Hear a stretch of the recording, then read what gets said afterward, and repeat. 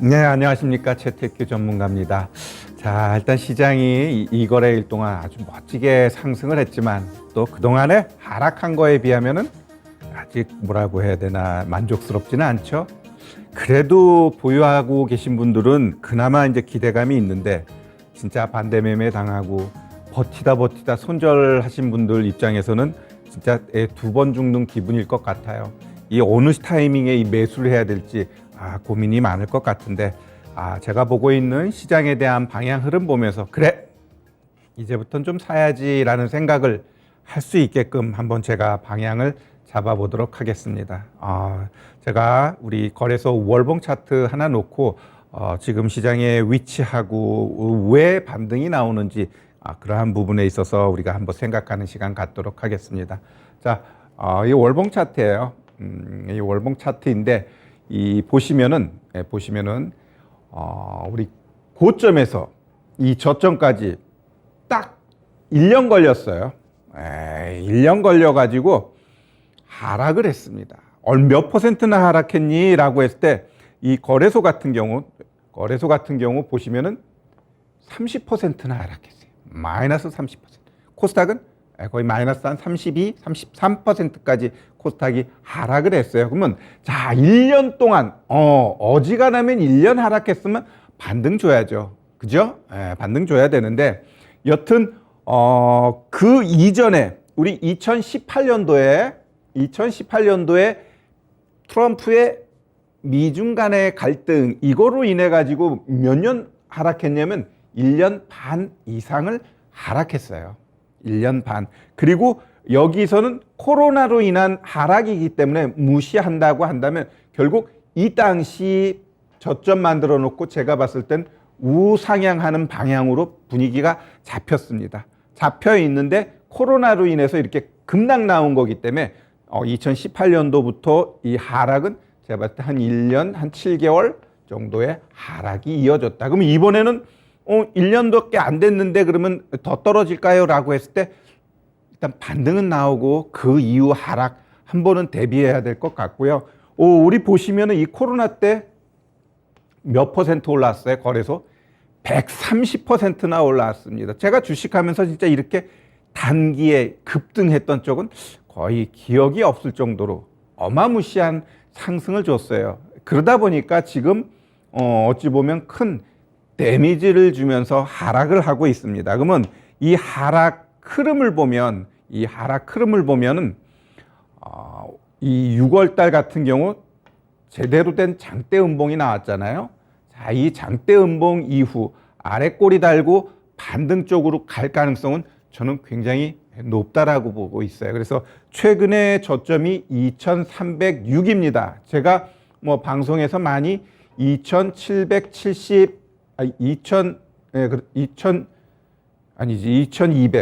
2270 여기까지 열려 있다라고 했는데 다행히 거기까지는 안 나왔어요. 거기는 어디냐라고 했을 때 이런 애들 갯매 오는 자리, 이런 애들 저항 자리예요. 그래서 충분히 거기까지 오게 되면 아주 강한 지지 라인이 될 수 있었는데 거기까지 안 가면서 2306이라는 저점 만들어 놓고 상승 나오는데 이 상승은 이따가도 이야기를 하겠지만 7월 달에는 CPI 얘가 굉장히 중요합니다.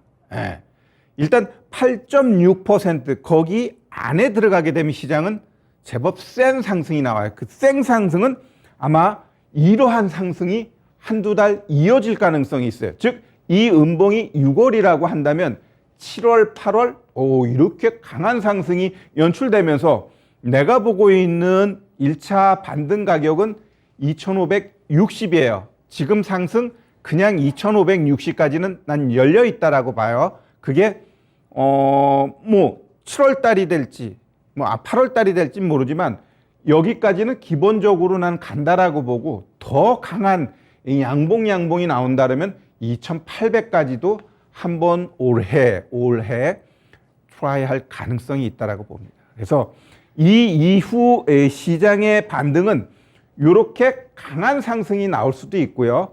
혹 얘가 2.8%까지 CPI가 2.86 이상이 나와버리면 좀 충격을 받을 것 같아요. 그러면 그 충격에 의해 시장은 아마 뭐 이렇게 죽지 않는, 즉 또 이 저점을 깨지 않는 그러한 상승이 난 이어질 거라고 봐요. 그래서 이제부터 시장은 이런 상승이 나올 거니 아니면 양봉, 음봉 나오면서 좀 졸졸졸졸 올라가는 상승이 나올 거니 그러한 차이지 일단은 좀 견조한 흐름이 이어질 가능성이 있다라고 봐요. 그 다음은 일단 여기가 1차 급락, 여기가 2차 급락이에요. 1차 급락 다음에도 어땠어요? 양봉, 음봉 나오면서 급락 나올 수 있다라고 했는데 급락 나왔어요. 그러면 요번 이제 캔들에서도 과연 이런 모양 나올래? 아니면 이런 모양 나올래에 따라서 3차 하락을 우리가 염두에 둘 필요는 있다. 3차 하락에 대한 요인은 굉장히 많아요. 굉장히 많기 때문에 분명히 향후 그 3차 하락이 나는 내년도에 나올 거라고 봐요. 내년도에 나올 거라고 보니까 그 부분에 있어서는 걱정하지 말자. 왜? 내가 또 알려드릴 테니까. 지금은 그냥 웃방향에 대한 생각만 하면서 우리가 좀 가면 될 것 같아요. 자, 그러면 이 시장 잘 보면 지난주 금요일이었죠? 금요일. 자, 일봉 차트 보면 이 목요일 날 정말 극도의 공포를 줬습니다. 수요일 날도 극도의 공포를 줬어요. 아주 어지간하면 버틸 수 없을 만큼의 극도의 그 공포를 수요일 날, 목요일 날 주고 이 금요일 날은 어땠어요? 시초가 9시 딱 봤더니 그냥 내 관심 종목 250개 중에서도 한 3분의 1 정도, 7, 80개가 그냥 일단 하한가에 들어와 버려요. 왜 하한가 들어올까요? 반대 매매가 그냥 일단 시작하면 던져버리니까요. 그러면서 추스려지는 거거든요. 결국 극도의 공포를 준 금요일 날이 저점이 나왔다라는 게 저의 생각입니다. 결국 항상 보면 모든 공포가 쌓여서 모든 게 항복이야. 더 이상 생각하고 싶지 않아. 그때가 결국은 저점이 된다라는 거. 이번에도 제가 봤을 땐 조심스럽지만 어느 정도 저점이 나왔다라고 보여집니다.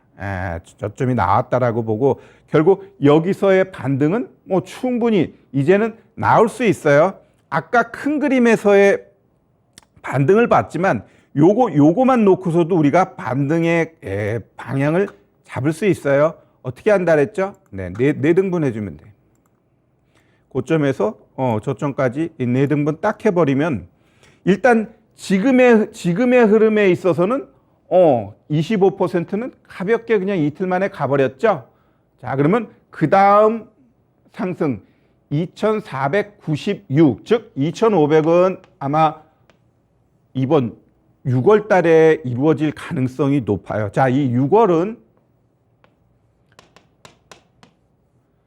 2, 4분기를 마감하지만 또 한편으로는 상반기를 마감합니다.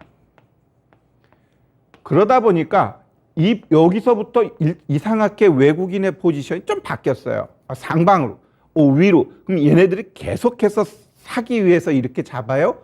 아니요. 일단은 이달 말까지는 어느 정도 수익 극대화를 위해서 매수 쪽으로 좀 방향 잡은 것 같아요. 그래서 지금 목요일 급등, 오늘 월요일 급등이죠. 그러면 화, 수, 목 남았어요. 화, 수, 목. 이 3거래일을 계속해서 끌어올리는 방법 하나가 있고요. 두 번째는 그중 하루나 이틀을 하락시켜버리는 거예요. 하락. 그래 놓고 마지막 날 올려버리면서 일단 상승에 대한 방향을 유지시키는 거죠. 그래서 이 남은 3거래일 다 올려버리는 방법도 하나 있고요. 또 하나는 내일이나 모레 한번 하락시켜버리는 거죠. 그랬다가 다시 올려버리면서 좀 고민하게끔 만드는데 그 신경 쓰지 말자. 일단 시장은 우상향 쪽으로 방향이 잡혔다라고 보시면 되고, 그 강도에 따라서 일단은 여기까지는 기본적으로 난 갈 거라고 보고요. 6월에. 그 다음에 7월 초까지 움직이게 되면 아까 봤던 한 2,560, 2,570 거기까지 상승도 7월 첫 번째, 두 번째 주에 가능성이 있다라고 좀 보시면 될 것 같아요. 그래서 시장에 대한 걱정 너무 하지 말자. 너무 하지 말자. 일단 우리 증시 주변 자금을 한번 보면 이게 뭐냐면은 그 신용 물량이에요. 신용 물량이 얘는 하루 걸러기 때문에 아직 19조 2천억, 아직 19조가 안 깨졌어요. 아직 18조가 아직은 안 보여. 내일쯤 보여지지 않을까라는 생각은 하는데, 나는 오늘쯤 보여줄 줄 알았어요. 한번 보면 수치 보면 요 신용잔고 보면요. 오늘이 며칠이에요? 27일이죠? 근데 얘가 이제 23일 기준으로 해가지고 19조 2천억. 그래도 하루 동안에 엄청나게 빠졌죠? 얼마 빠져요? 3,200억 정도가 신용이 떨궈져 나간 거예요. 그래서 한 번 더 떨궈질 가능성은 있고, 그랬을 때 19조가 깨지면서 일단 상방에 대해서 일단 포지션이 살짝 열리는 거예요. 그렇기 때문에 이 신용이 제발 좀 안 샀으면 좋겠어. 우리 개인 투자자들이. 결국 얘가 여기서 또 다시 이 신용이 늘어나는 모양새 보여주면 상승하는데 또 제약이 따를 수 있어요. 눈에 보이는 신용이 또 늘어나면 기관 외국인 입장에선 안 삽니다. 당신 좀 가만히 있어. 우리가 좀 끌어올릴 테니까 좀 신용 같은 거 쓰지 마. 이런 것들을 좀 시그널 던질 테니까 제발이지, 우리 개인 투자자들 욕심내 가지고 신용 많이 좀 안 썼으면 좋겠어요. 지금은 욕심내는 시장이 아니에요. 빚내 가지고 뭐 하려고 하면 안 돼. 투자금 절대 늘리면 안 돼요. 있는 것 갖고만 해야 돼. 지금은 그렇게 보시면 될 것 같고요. 결국 외국인들이 우리 1년 동안 하락했잖아요. 1년 동안 하락했는데 그 수급을 봤더니 1년 동안, 오늘 기준으로 해서 1년 동안의 수급을 봤더니 우리 개인이 32조 샀어요. 하락하는데 우리 외국인은 24조 팔았어요. 기관은 9조 4천억 정도를 매도했습니다. 즉 하락장에 우리 개인들만 열심히 우리 대한민국을 위해 받쳐줬는데 결과는 썩 좋지는 않아요. 좋지는 않은데 여튼 이제는 좀 어느 정도 저점이 나왔으니까 좀 긍정적인 마인드를 가지고 우리가 시장을 대응해도 되지 않을까, 이렇게 좀 생각이 됩니다. 자, 그러면 결국 7월 달에는 중요한 게 있다고 했어요. 그게 뭐냐라고 했을 때 CPI. CPI가 우리 시간으로는 7월 14일 목요일이에요. 목요일 날 발표가 됩니다. 전달 CPI가 8.6이었죠? 8.6이었어요. 그래서 이 8.6 이 안에 들어서 이 밑으로 내려가게 되면 시장은 제법 강하게 올라갈 겁니다. 왜?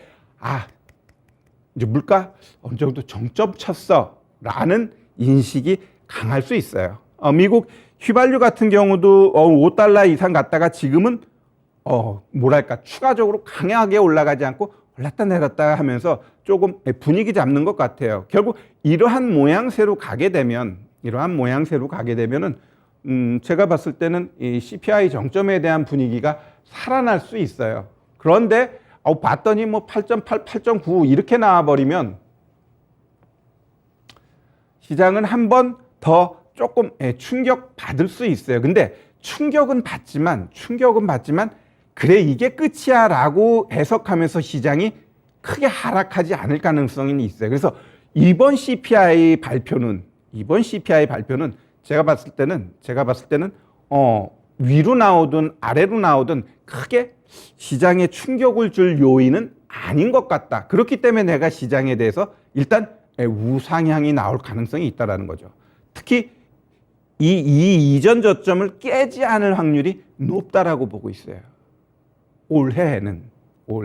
그래서 여튼 CPI 발표 이거 인해 가지고 이제는 28일 날 우리 시간으로 28일 날 FOMC 회의를 하잖아요. 그 근거에 의해서 뭐가 됐든 한 8.6 나와 그래도 0.75 높게 나와 그러면 또 더더욱 0.75 이러면서 금리 인상은 이루어질 것 같아요. 8월 쉬고 9월 달은 8월의 CPI 한번 보면서 흐름이 분위기가 또 싹 바뀔 수도 있어요. 0.5가 아닌 0.25가 될 가능성도 있습니다. 어차피 모든 국가들이 지금 금리를 마구 올리는 이유는 물가를 잡겠다는 건데 국가들 입장에서도 금리 올리는 게 그닥 좋게 안 봐. 부담스러워요. 왜? 국가 부채 많거든. 기업들 부채 많거든. 개인 부채 매우 많아요. 그렇기 때문에 이 금리 인상 이 자체가 분명히 어느 국가한테는 크게 몇몇 국가는 이미 데미지 주고 있잖아요. 그렇기 때문에 금리 인상 이거에 대해서 그렇게 우호적인 국가는 없어요. 다만 어쩔 수 없이 워낙 물가가 올라가니까 좀 경제를 억압시켜야 된다는 그것 때문에 지금 금리를 팍팍팍팍 올리는 건데 물가 어느 정도 정점 보이면 금리 인상 속도는 줄어들 가능성이 있다라고 보시면 되고요. 더더욱 중요한 건 이제 7월 14일부터는 JP 모건이 이제 실적 발표하면서 기업들의 이제 실적이 나올 거예요. 그러면 이 실적으로 인해 가지고 종목들에 의한 시장의 변동성은 클 것 같아요. 일단 한 달 전, 두 달 전에 뭐 애플이라든가 많은 기업들이 우리 2분기 실적 안 좋아 이렇게 이제는 가이던스를 던져줬기 때문에 시장은 알아. 그래서 좀 하락했는데 가이던스가 하락 쪽으로 방향 잡았는데 그보다 안 좋아. 툭툭 더 떨어질 거예요. 종목에 의한 하락은 시장 자체도 크게 막 출렁이진 않아요. 종목들이 반 죽는 거지. 근데 봤더니 가이던스 낮췄는데 생각보다 괜찮네.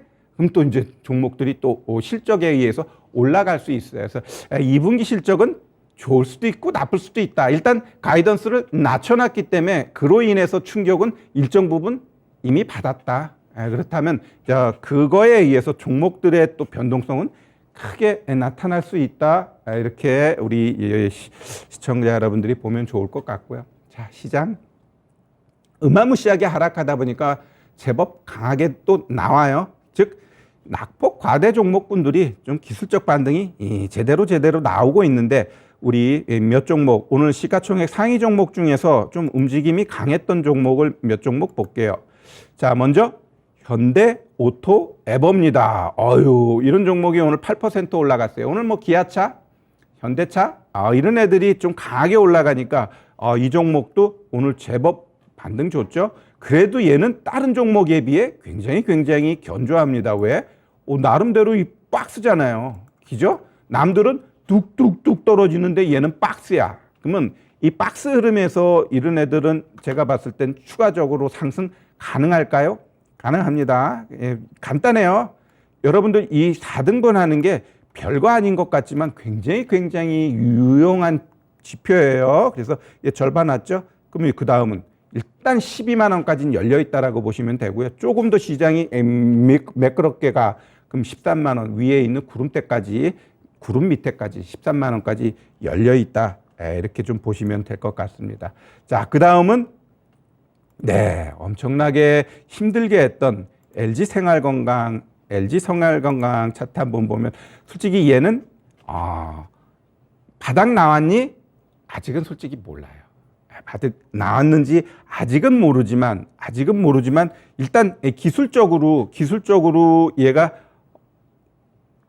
연료는 있어요. 얼마까지? 한 72만 원, 73만 원까지는 한번 반등 줄 수 있다. 왜? 여기서 양봉 한번 딱 나오고 끝날 그러한 하락 자리는 아니기 때문에 얘 그냥 여기가 저점이면 기술적으로 어디까지 열려 있을까요?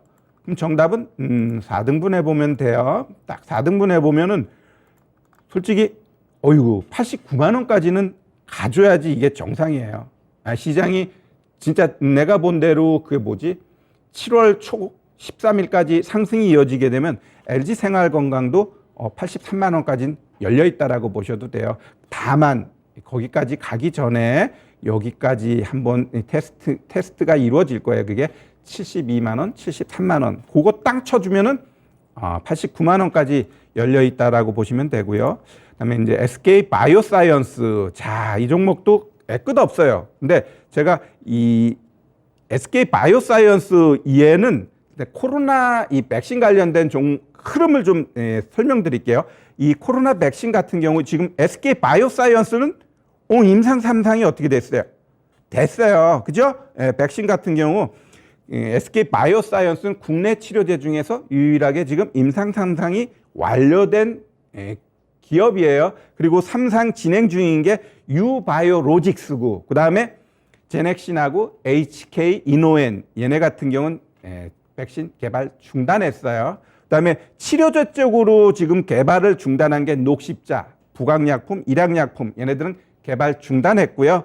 종근당이 임상 3상 진행 중에 치료제, 그 다음에 일동제약은 3상 환자를 모집 중이라고 합니다. 자, 그러면 결국 요런 애들 개발을 중지, 정지 이런 애들 말고 하반기에 봤더니 코로나가 또 막 늘어나게 되면서 그랬을 때 백신 관련돼 가지고는 어쨌거나 저쨌거나 SK 바이오사이언스 한번 움직일 수 있는 모멘텀은 있어요. 그다음에 이 치료제 쪽으로 임상 3상 진행하는 종근당 아니면 일동제약 이런 애들도 혹 겨울에 코로나가 다시 막 조금 부각돼 그랬을 때는 어찌 보면 진단키트보다는 이런 백신 만들어 놓은 애 아니면 치료제 거의 진행 끝물에 있는 애들 이런 애들이 모멘텀 받을 수 있어요. 그래서 이런 것들은 메모해 놓고 그때 한번 봐볼 수 있는 재료로 여러분들이 이해하시면 될 것 같습니다.